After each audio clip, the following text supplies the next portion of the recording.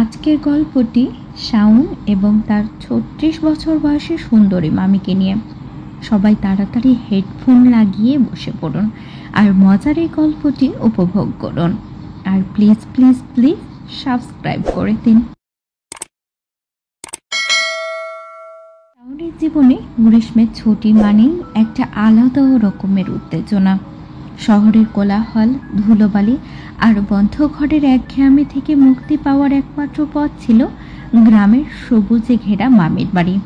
এবারও সে ব্যাগ গুছিয়ে নিয়েছে। বাবা মা দুইজনে ব্যস্ত, তাই শাওনের গ্রীষ্মটা কাটবে তার মামির কাছে। মামি, যিনি শাওনের কাছের মামি নন, একজন বন্ধুর মতো, একজন গল্পকথক আর কখনো কখনো একটি রহস্যময়ও। শাওনের বয়স এখন 19, কলেজে পড়ে, কিন্তু মামির বাড়ির কথা মনে পড়লেই তার মনটা কেমন যেন উঠতে থাকে। মামিকে সে শেষ দেখেছিল 2 বছর আগে। তখন মামির চোখে আলাদা একটা ঔজ্জ্বল্য ছিল, কথায় মিষ্টতা আর হাসিতে একটা গভীরতা ছিল। এবার যখন শাওন ট্রেনের জানালা দিয়ে বাইরে ধানক্ষেত আর নদীর দিকে তাকিয়ে মামির বাড়ির কথা ভাবছিল, তার মনে হচ্ছিল এবার বোধহয় কিছু আলাদা হবে। ট্রেনটা যখন গ্রামের ছোট্ট স্টেশনে থামল, তখন সূর্য ডুবতে বসেছে। শাওন ব্যাগ কাঁধে নিয়েই নামল। স্টেশনের বাইরে একটা রিক্সা দাঁড়িয়েছিল। রিক্সাওয়ালা তাকে দেখে বলল, কোথাও যাবেন ভাই? শাওন মামির বাড়ির কথা বলতেই লোকটা হেসে বলল, ও তাহলে তো পথ চিনি, চলেন। রিক্সায় বসে শাওন চারপাশ দেখছিল। ধান ক্ষেতের মাঝ দিয়ে সরু রাস্তা, দূরে গাছের সারি আর বাতাসে ভেসে আসা মাটির গন্ধ। তার মনটা হালকা হয়ে গেল। শহরের সেই ভারী বাতাস আর কংক্রিটের জঞ্জাল থেকে অনেক দূরে চলে এসেছে সে। মামির বাড়ির সামনে পৌঁছে রিক্সা থামল। বাড়িটা পুরনো আমলের, টিনের চাল, সামনে একটা বড় আম গাছ আর পেছনে পুকুর। দরজায় দাঁড়িয়ে মামি তাকে দেখে হেসে উঠলেন, এই তো আমার শাওন এসে গেছে। কত বড় হয়ে গেছিস রে। মামির গলায় সেই চিরচেনা মিষ্টতা। শাওন লক্ষ্য করল মামির চোখে এখনো সে ঔজ্জ্বল্য আছে। চুলে একটু পাক ধরেছে, কিন্তু মুখে যৌবনের ছাপ এখনো স্পষ্ট। মামির পরনে একটা সাদা শাড়ি, হাতে কয়েকটা কাচের চুড়ি। শাওনের মনে হলো মামি যেন বয়সের সঙ্গে আরো সুন্দর হয়ে উঠেছে। মামি তাকে ঘরে ডেকে নিয়ে গেলেন, আই, হাত মুখ ধুয়ে নে, আমি তোর জন্য পড়তে বসেছি। শাওনের মনে হলো মামি যেন একটু তার জন্য বেশি অপেক্ষা করছিল। ঘরের ভেতরটা সাধারণ কিন্তু একদম পরিপাটি। একটা পুরনো কাঠের খাট, তার উপর মশারি ঝুলছে আর দেওয়ালে মামার একটা ছবি। মামা মারা গেছে 5 বছর আগে। তারপর থেকে মামি একাই থাকেন এই বাড়িতে। শাওন ব্যাগটা খাটের পাশে রেখে হাত মুখ ধুতে গেল। ফিরে এসে দেখলো মামি টেবিলে খাবার সাজাচ্ছেন, ভাত, ডাল, মাছের ঝোল আর একটা সবজি। শাওন তখন জিজ্ঞেস করলো, এত কিছু কেন মামি? মামি হেসে বলল, তুই এসেছিস, এইটুকু তো করতেই হয়। রাতে খাওয়ার পর মামি আর শাওন বারান্দায় বসলো। আকাশের তারার মেলা আর দূরে ঝিঝি পোকার ডাক। মামি বললেন, তোর সঙ্গে অনেক দিন গল্প করা হয়নি, বল শহরে কি কি করছিস? শাওন গল্প শুরু করলো। কলেজের ক্লাস, বন্ধুদের সঙ্গে আড্ডা আর তার স্বপ্নের কথা। মামি মন দিয়ে শুনছিল, মাঝে মাঝে হাসছিল, কখনো চোখে একটা গভীর দৃষ্টি নিয়ে তাকাচ্ছিল। শাওনের মনে হচ্ছিল মামি যেন তার চেয়ে বেশি কিছু জানতে চান, যেন তার মনের ভেতরটা পড়তে চান। একসময় মামি বললেন, তোর চোখে এখন অনেক কিছু লুকিয়ে আছে রে শাওন। ছোটবেলায় তুই এত সরল ছিলি। শাওন একটু অপ্রস্তুত হয়ে হাসল, কিন্তু কিছুই বলল না। পরের দিন সকালে শাওন ঘুম থেকে উঠে দেখল মামি ইতিমধ্যেই রান্নাঘরে ব্যস্ত। সে গিয়ে বলল, মামি, আমি কিছু করব? মামি হেসে বলল, তুই বস, আমি সব করে দেব, তবে হ্যাঁ, দুপুরে পুকুরে মাছ ধরতে যাবি আমার সঙ্গে। শাওনের মনে হলো একটা অদ্ভুত অনুভূতি। মামির সঙ্গে পুকুরে যাওয়া মানে কাছাকাছি সময় কাটানো, আর সেটা ভাবতেই তার বুকের ভেতরটা কেমন জানি করছিল। সকালটা কাটলো বাড়ির আশপাশ ঘুরে। আম গাছের নিচে বসে সে পড়তে চেষ্টা করলো, কিন্তু মন বসছিল না। তার চোখে বারবার মামির দিকে যাচ্ছিল, যিনি উঠোনে কাপড় মেলছিলেন। দুপুরে তারা পুকুর পাড়ে গেল। মামি একটা পুরনো বাঁশের ছিপ হাতে নিয়ে মাছ ধরতে লাগলো। শাওনও চেষ্টা করলো, কিন্তু তার ছিপে কোনো মাছই উঠল না। মামি হেসেই বললে, দেখি আমি তোকে শেখাই। তারপর মামি তার পেছন থেকে এসে দাঁড়ালেন, হাতে হাত রেখে ছিপটা ধরতে শেখালেন। শাওনের গায়ে মামির শরীরের উষ্ণতা লাগলো, আর তার মনে হলো এই মুহূর্তটা যেন একটু বেশি গাছের। মামির চুলের গন্ধ আর তার হাতের স্পর্শ সব মিলিয়ে শাওনের মাথা ঘুরে গেল, কিন্তু মামির সঙ্গে সঙ্গে সরে গিয়ে বললেন, এবার তুই চেষ্টা কর। শাওনের মনটা খালি হয়ে গেল। সে ছিপটা হাতে নিয়ে মাছ ধরার চেষ্টা করলো, কিন্তু তার মন অন্য কোথাও। সন্ধ্যায় তারা বাড়ি ফিরল। মামি রান্না করতে গেলেন, আর শাওন বারান্দায় বসে ভাবছিল মামির এই সব আচরণের মানেটা কি। তিনি কি শুধু মামি হিসেবে তার সঙ্গে সময় কাটাচ্ছিলেন, নাকি এর পেছনে আরও অন্য কিছু আছে। তার মনের ভিতর একটা দ্বন্দ্ব শুরু হলো। রাতে মামি তাকে ডেকে বললেন, চল আজ একটু গল্প করি। তারা বারান্দায় বসলো। মামি পুরনো দিনের গল্প শুরু করলেন। মামার সঙ্গে তার প্রথম দেখা, গ্রামে আসার কথা, আর শাওনের ছোটবেলার দুষ্টুমি। তার চোখে মামির মুখের দিকে তাকিয়ে রয়েছে। আলো আধারে মামিকে আরো সুন্দর লাগছিল। একবার মনে হলো মামিও তার দিকে একটু অন্যভাবে তাকালেন, কিন্তু পরক্ষণেই মামি বললেন, ঘুমো, অনেক রাত হয়েছে। কয়েকদিন কেটে গেল। শাওন আর মামি একসঙ্গে অনেক কিছুই করলো। বাগানে গাছ লাগানো, পুকুরে সাঁতার কাটলো, এমনকি একদিন বাজারেও গেল। বাজারে যাওয়ার সময় মামি তার হাত ধরে একটা ভিড়ের মধ্যে দিয়ে হেঁটেছিলেন। শাওনের মনে হলো মামির হাতটা যেন একটু বেশি সময় ধরেছিল। বাজার থেকে ফেরার পথে তারা ছোট্ট একটা চায়ের দোকানে বসলো। মামি চা খেতে খেতে বললেন, তোর মামা এখানে থাকলেন আমাদের সঙ্গে বসতো, ওকে চা খুব পছন্দ ছিল ওর। শাওন চুপ করে শুনল। তার মনে হলো মামি যেন মামার কথা বলতে গিয়ে একটু আনমনা হয়ে গেলেন। একদিন দুপুরে শাওন পুকুরে সাঁতার কাটছিল। মামি পাড়ে দাঁড়িয়ে দেখছিল তাকে। শাওন ডেকে বলল, মামি তুমিও নামো না। মামি হেসে বলল, আমি আর পারি না শাওন, তুই উঠে আয়, তোর জন্য আম পেড়ে রেখেছি। শাওন পাড়ে উঠে এলো। মামি তার জন্য একটা গামছা এনে দিলেন। গামছা হাতে দিতে গিয়েই মামির হাতটা শাওনের হাতে ঠেকল। শাওনের মনে হলো মামি যেন একটু থমকে গেলেন, কিন্তু তারপরে মামি হেসে বললেন, তোর চুলগুলো ভিজে, মুছে নে। শাওনের মনটা আবারও দুলে উঠল। এক রাতে ঝড় উঠল, বিদ্যুৎ চলে গেল, আর ঘরে শুধু একটা হারিকেন চলছিল। মামি বললে, শাওন ভয় পাস না তো? শাওন হেসে বলল, না মামি, তুমি আছো তো।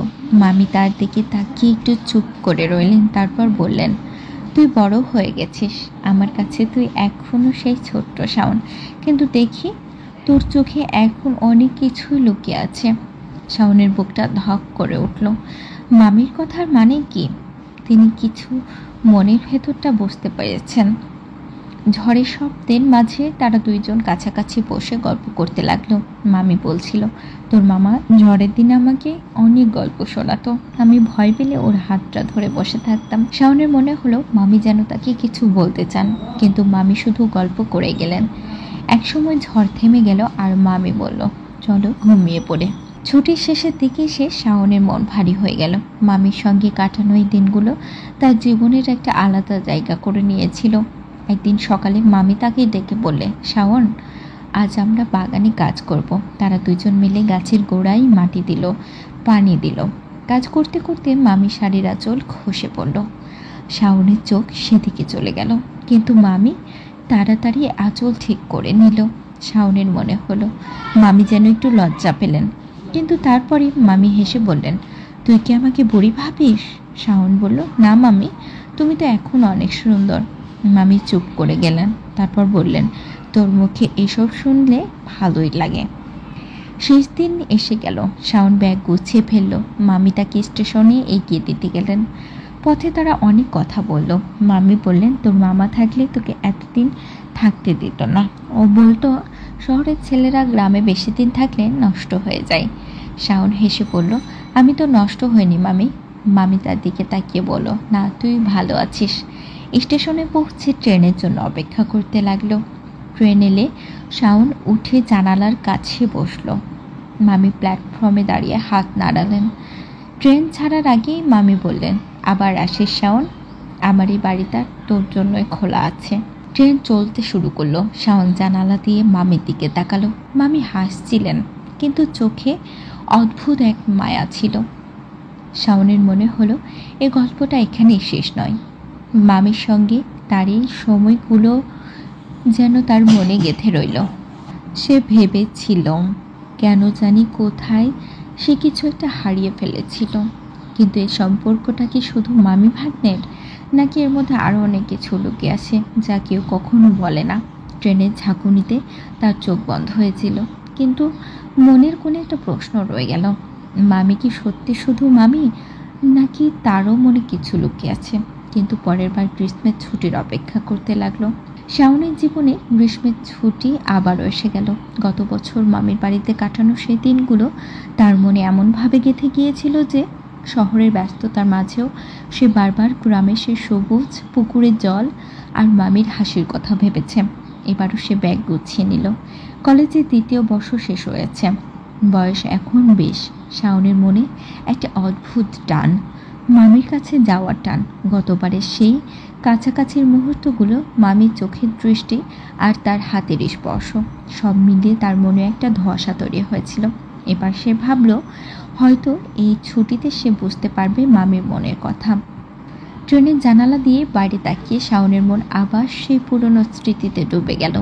গতবারের মতোই ধানক্ষেত, নদী আর গ্রামের সরু রাস্তা তার চোখের সামনে ভেসে উঠল। কিন্তু এবার তার মনে একটা অস্থিরতা রয়েছে। মামির সঙ্গে তার সম্পর্কটা আসলে কি? শুধুই কি মামি ভাগ্নে, নাকি তার চেয়েও বেশি কিছু? সে নিজেকে বোঝালো, এবার সে মামির সঙ্গে আরও কাছাকাছি সময় কাটাবে, হয়তো কিছু ইঙ্গিত পেতে পারে। স্টেশনে নেমে রিক্সায় চড়ে শাওন যখন মামির বাড়ি পৌঁছালো, তখন সন্ধ্যা হয়ে গেছে। বাড়ির সামনে আম গাছটা এখনো একই রকম দাঁড়িয়ে আছে। পুকুরের জলে চাঁদের প্রতিবিম্ব পড়েছে। দরজায় মামি দাঁড়িয়েছিলেন। শাওন, এসে গেছিস?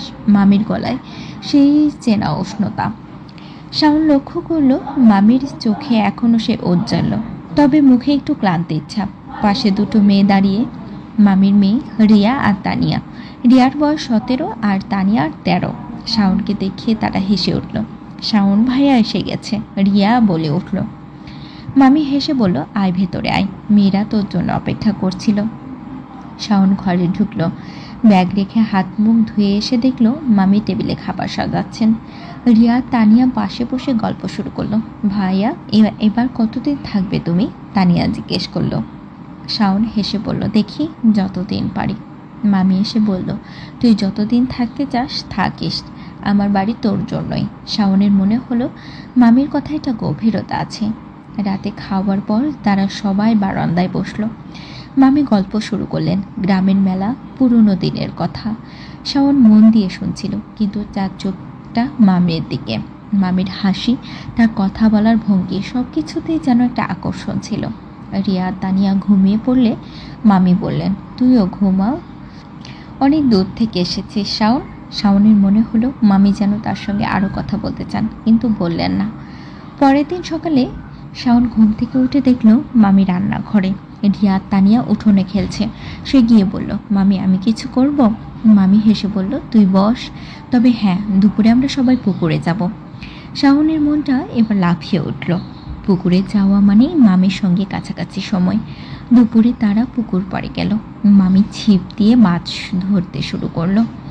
শাওনও চেষ্টা করলো, কিন্তু ব্যর্থ হলো। মামি হেসে তার পাশে এসে দাঁড়ালেন। দেখি, আমি শিখিয়ে দিই। মামি তার হাতটা ধরে ছিপটা ঠিক করে দিলেন। শাওনের গায়ে মামির শরীরের উষ্ণতা লাগলো। তার মনে হলো মামি যেন ইচ্ছে করেই তাকে কাছে ডাকছে, কিন্তু পরক্ষণে মামি সরে গিয়ে বললেন, এবার তুই কর। রিয়া তানিয়া পাশে বসেছিলেন আর হাসছিল। ভাইয়া, তুমি তো কিছুই পারো না, তানিয়া বলে উঠল। শাওন হাসল, কিন্তু তার মন অন্য কোথাও। সন্ধ্যায় তারা বাড়ি ফিরল। মামি রান্নাঘরে গিয়েছিল। শাওন বারান্দায় বসে ভাবছিল, মামির এই আচরণের মানে কি? তিনি কি তার প্রতি কিছু অনুভব করেন? রাতে মামিকে ডেকে বললেন, চল আজকে একটু হাঁটে। তারা দুইজনে পুকুর পাড়ে গেল। চাঁদের আলোয় পুকুরে জল চিকচিক করছিল।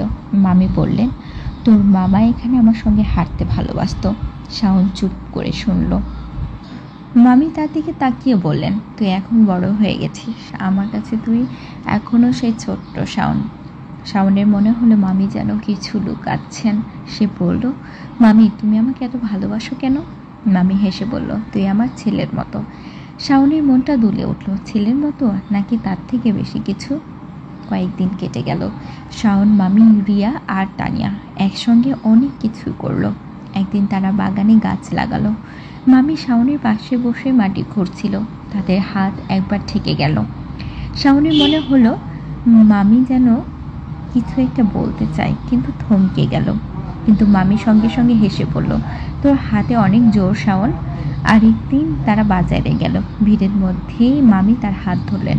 শাওনের বুকের ভেতরটা কেঁপে উঠল। মামির হাতটা তার হাতে অনেকক্ষণ ছিল। ফেরার পথে মামি বললেন, তোর মামা থাকলে আমাকে এভাবে বাজারে নিয়ে যেত। শাওনের মনে হলো মামি যেন তার মামার জায়গাটা ভাবছেন। একদিন দুপুরে শাওন পুকুরে সাঁতার কাটছিল। মামি পাড়ে বসে তাকে দেখছিলেন। শাওন ডেকে বলল, মামি তুমিও নামো না। মামি হেসে বলল, আমি আর পারি না, তুই উঠে আয়। শাওন উঠে এলো। মামি তার গামছা এনে দিলেন। গামছা দেওয়ার সময় মামির হাত তার হাতে ঠেকলো। শাওনের মনে হলো মামি যেন একটু কাছে এলেন, কিন্তু মামি হেসে বললেন, তোর চুল ভিজে গেছে, মুছে নে। রিয়া তানিয়া পাশে বসে হাসছিল। ভাইয়া তুমি মামিকে সাঁতার শেখাও না? রিয়া বলল। মামি হেসে বললেন, ও আমাকে শেখাবে, আমি ওকে শিখিয়েছি। শাওনের মনটা আবারও দ্বিধায় পড়ল। এক রাতে ঝড় উঠল, বিদ্যুৎ চলে গেল। মামি হারিকেন জ্বালিয়ে শাওনের পাশে বসলেন। ভয় পাস না তো? মামি জিজ্ঞেস করলেন। শাওন বলল, না, তুমি আছো তো। মামি তার দিকে তাকিয়ে বললেন, তুই আমার কাছে থাকলে আমারও ভয় লাগে না। শাওনের মনে হলো মামির কথা একটা গভীরতা আছে। তারা কাছাকাছি বসেই গল্প করতে লাগলো। মামি বললেন, তোর মামা ঝড়ের রাতে আমাকে গল্প শোনাতো। আমার মেয়েরা ছোট থাকতে আমি ওদের কাছে থাকতাম, এখন তুই আছিস। শাওনের মনে হলো মামি তাকে কাছে রাখতে চান, কিন্তু কেন? ঝড় থামলে মামি বললে, ঘুমো, এখন অনেক রাত হয়েছে। ছুটির শেষ দিকে এলো। শাওনের মন ভারী হয়ে গেল। মামির সঙ্গে দিনগুলো তার মনে হলো একটা ঝড় তুলেছে। সে ভাবছিল, মামি কি শুধু তাকে ভাগ্নি হিসেবে দেখে, নাকি তার থেকেও বেশি কিছু। একদিন সকালে মামি তাকে ডেকে বললেন, শাওন আজ আমরা বাগানে কাজ করব। তারা গাছের গোড়ায় মাটি দিচ্ছিল। মামির শাড়ির আঁচল খসে পড়ল। শাওনের চোখ সেদিকে গেল। মামি তাড়াতাড়ি করে আঁচল ঠিক করে নিল। শাওনের মনে হলো মামি যেন লজ্জা পেলেন। সে বলল, মামি তুমি এখন অনেক সুন্দর। মামি হেসে বললেন, তোর মুখে সব কথা শুনলে ভালো লাগে। আমার মেয়েরা আমাকে বুড়ি বলে। শাওন বলল, তারা বোঝে না। মামি চুপ করে গেল। শেষ দিন এসে গেল। শাওন ব্যাগ গুছিয়ে ফেলল। মামি তাকে স্টেশনে এগিয়ে দিতে গেলেন। রিয়া তানিয়াও সঙ্গে গেল। পথে মামি বললে, তুই আমার ছেলের মতো শাওন। আমার কোনো ছেলে নেই, তাই তোকে এত ভালোবাসি। শাওনের মাথায় যেন বাজ পড়ল। ছেলের মতো? তার মনে সব ধোঁয়াশা এক মুহূর্তেই ভেঙে গেল। সে বুঝল মামির সব আচরণ, তার কাছাকাছি আসা সব কিছু শুধু মায়ের ভালোবাসা। তার মনে হলো সেই অনুভূতিগুলো শুধু ছিল অপরাধ ছিল।